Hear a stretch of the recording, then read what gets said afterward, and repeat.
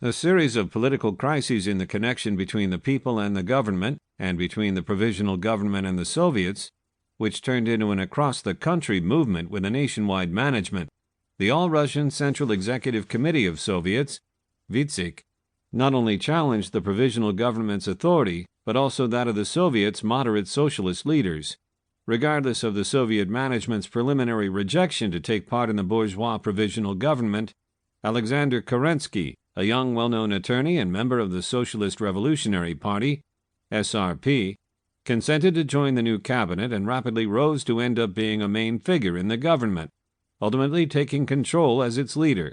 Kerensky motivated flexibility of speech as Minister of War and after that Prime Minister, released numerous political prisoners, and continued the war effort, even planning a new invasion, which, though, was no more effective than its predecessors.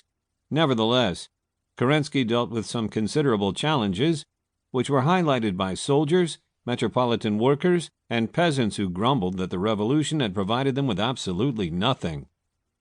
Other political parties were trying to destabilize him.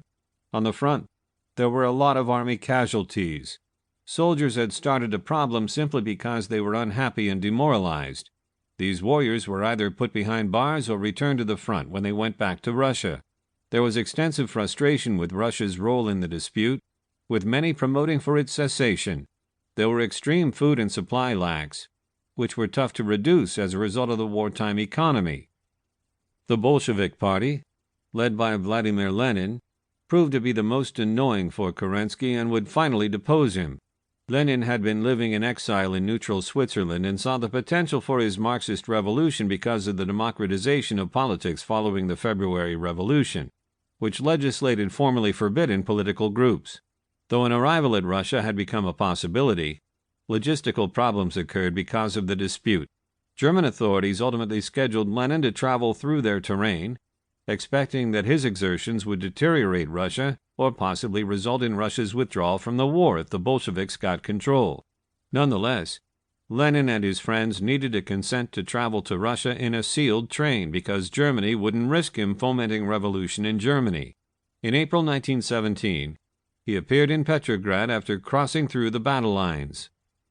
Lenin prepared the April Theses, which detailed core Bolshevik policies, while on his journey to Russia. Those included demanding that the Soviets presume control, hence the expression, all power to the Soviets, and criticizing and forbidding cooperation with the Provisional Government's liberals and social revolutionaries. Yet many Bolsheviks, like Lev Kamenev, backed the Provisional Government. The Bolsheviks' appeal grew gradually after Lenin's arrival. Public distress with the Provisional Government and the war, specifically amongst workers, soldiers, and peasants, led these groups to extreme parties during the course of the spring. In spite of increased popular support for the Bolsheviks, strengthened by mottos such as all power to the Soviets, the party had extremely little real impact in the moderate-dominated Petrograd Soviet.